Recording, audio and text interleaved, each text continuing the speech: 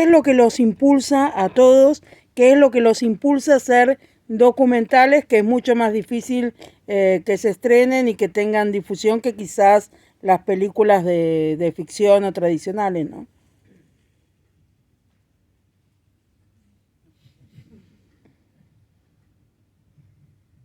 Eh, a mí personalmente hago cine documental porque me gusta.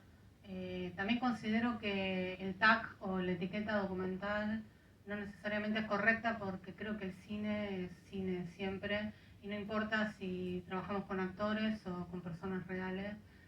Y sí, es una pena que el cine documental no tenga tanta pantalla. Es algo que quizás nunca sepamos bien por qué, o porque hay un prejuicio de lo que es el documental, que la gente cree que es un oso panda comiendo bambú en National Geographic y que muy pocos saben que el documental cuenta una historia igual que cualquier otra película y que quizás nosotros mismos, el usar la palabra documental, nos encerramos en una trampa porque es como si estuviéramos obligados a presentar un documento y en realidad es cine. Deberíamos empezar a hablar de cine y no tanto de esa etiqueta.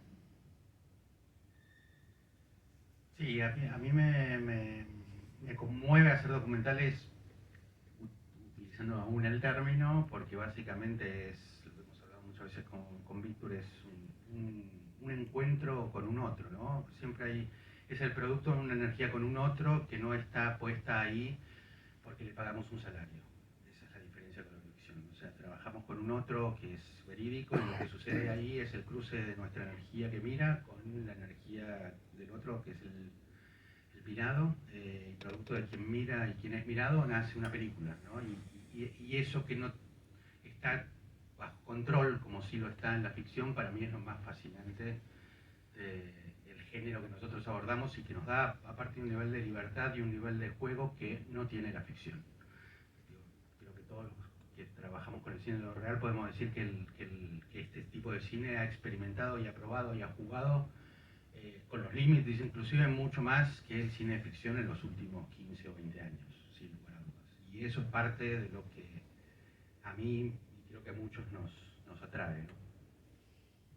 Sí, a mí me pasa que muchas cosas con el documental que me fascina y lo amo, que es el acercarme al registro de lo real, digamos. Me encanta la ficción también y de hecho a veces juego medio en el límite, ¿no? Entre documental y lo que entendemos como ficción. De todas maneras, me parece que acercarse, digo, si nosotros no contamos nuestras propias historias y la dejáramos, y tomo algo de que dijo Víctor, en manos de los norteamericanos que cuentan nuestras propias historias, ¿cómo las contarían? Con un nivel eh, digamos, de irrealidad totalmente alejado, ¿no? Porque son extranjeros, que no conocen nuestra cultura, no se meten en González Catán, en la 31, en el mundo del protestantismo acá en Latinoamérica, digamos. Si nosotros no nos acercáramos a contar nuestras propias historias, las contarían otros. Desde lo real y acercando, y no un cine de espectáculo. La ficción tiende a buscar el cine de espectáculo. Lo habrán visto, van a ver la diferencia entre la serie El Reino y mi documental, muy diferente. Son dos maneras muy diferentes de abordar la cuestión religiosa, ¿no?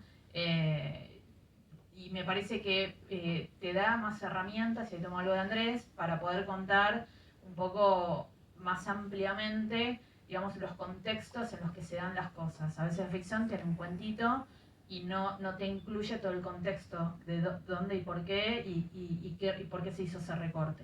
Entonces, en ese sentido, me parece que el documental y la manera de filmar, y lo digo también como mujer, a mí la vida digital me facilitó muchísimo poder entrar al universo del cine, porque no te pedía antecedentes, tener que pasar por una casa productora y demás. Entonces nosotras somos nuestras propias productoras y eso yo trato de tener siempre equipo femenino, 50% por lo menos, para poder filmar con equidad y con perspectiva de género en todo lo que hago. Y creo que la vida digital en ese sentido nos ayudó muchísimo a las mujeres, ¿no? Y el documental te permite con un pequeño equipo poder acercarte a universos que de otra manera necesitas un equipo de 30, 50 personas y es mucho más caro, ¿no? Y no deja porque son más chicos los presupuestos, de tener valor, ¿no? Esa es mi mirada. Bueno, yo quiero sumar un poco como al espíritu colectivo en esto de la importancia de los fondos y de los estados destinándole dinero a la identidad. Y siempre el tercer mundo o América Latina tiene este estigma de que hay una gente en el BID o en el Fondo Monetario, o en Europa hay unos países que sí están en la vanguardia, la tienen clarísima y se supone que nosotros tenemos que copiar esas políticas.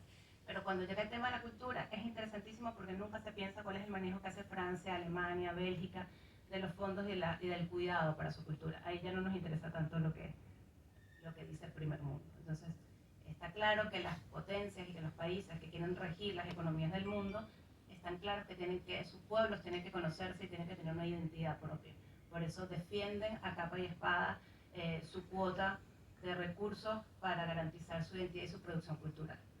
En ese sentido, a nosotros nos parece fundamental pararnos y defender nuestras cuotas, de tener nuestras imágenes y nuestras historias.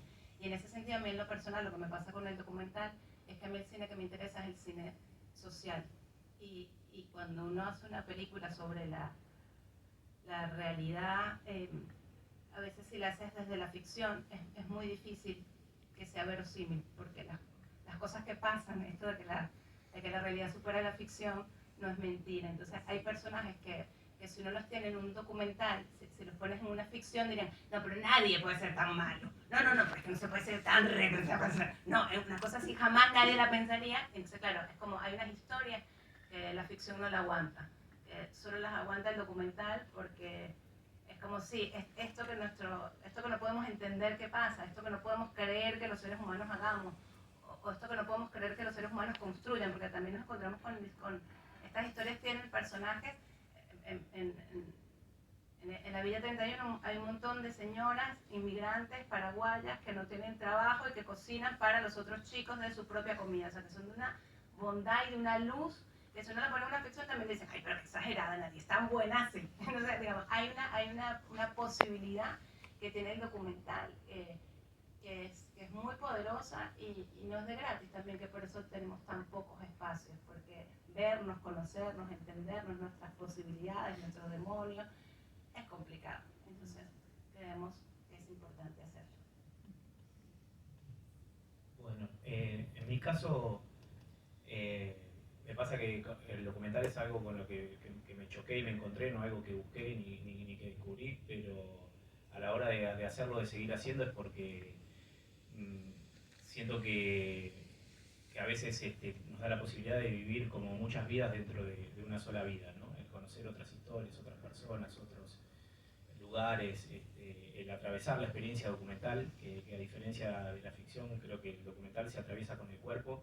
Es una experiencia que cuando uno la vive con la intensidad que requiere hacer documentales, conectando con el otro, al terminar de hacer un documental uno sale transformado, uno cambia. El espectador puede recibir el estímulo de la película y pensar cosas y también reflexionar y emocionarse, pero nosotros los realizadores también cambiamos, no somos los mismos después de terminar una película y cuando pasamos a la siguiente. No es algo que hacemos de ese lugar, sino que lo atravesamos con el cuerpo, y eso creo que es una cosa que es fabulosa que nos provoca el cine documental.